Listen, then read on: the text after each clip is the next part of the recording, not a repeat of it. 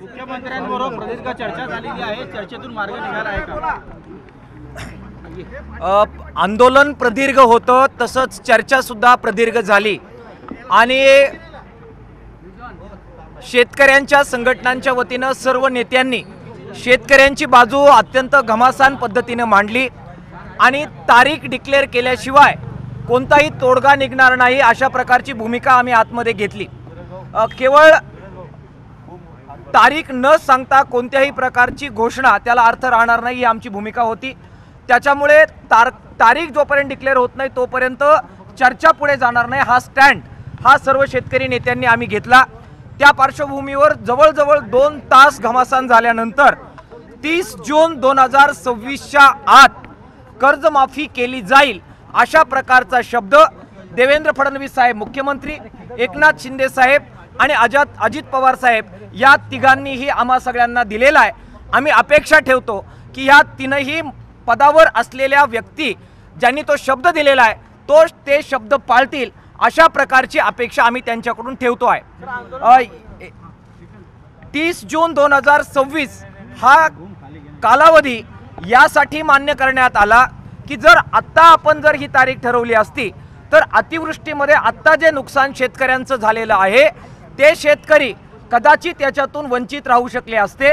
त्यामुळे मागच्या financial year जे आहे 30 जून 2025चं त्याच्याबरोबरच 30 जून 2025 नंतर ज्या शेतकऱ्यांचं नुकसान झालेलं आहे या हंगामामध्ये त्यांना सुद्धा रिलीफ मिळावं या दृष्टिकोनातून ही एक्सटेंडेड डेट आपण मान्य केलेली आहे। याच्यामध्ये क्रायटेरिया काय असतील, कितीपर्यंत कर्जमाफी मिळेल, त्याच्यात अटी शर्ती काय लावल्या जातील याच्यावर आमच्या सर्व शेतकरी संघटनांचं बारीक लक्ष असेल।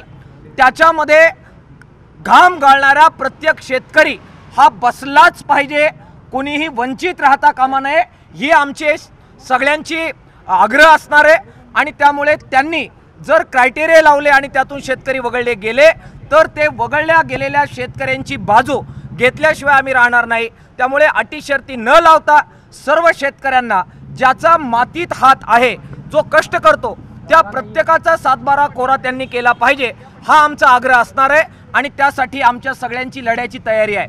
लढ्याच्या पातळीवर आत्ताचा लढ्याचा टप्पा हा जरी आम्ही आता स्थगित करत असलो तरी 7/12 कोरा झाल्याशिवाय लढा संपूर्णपणाने मागे घेतला जाणार नाही।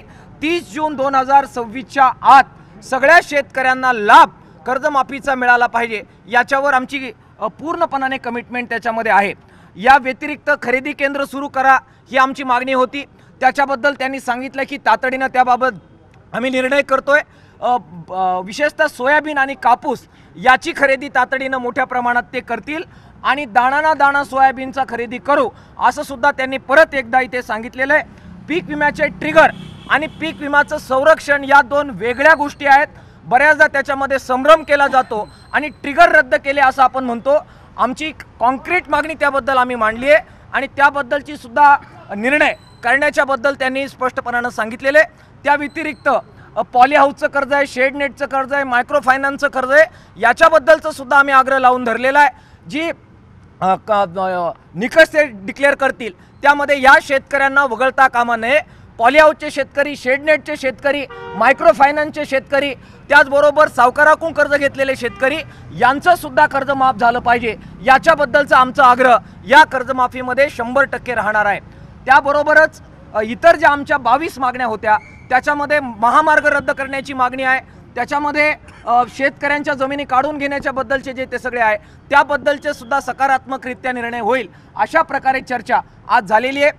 100% आम्ही फार आनंदी आहोत वगैरे अशातला भाग नाही, पण तारीख आपल्याला मिळवणं हा या आंदोलनाचा मुख्य उद्देश होता, ती आपल्याला मिळालेली आहे। 30 जून 2026च्या आत कर्ज माफ होईल हे तिघांनी आम्हाला सांगितलेलं आहे।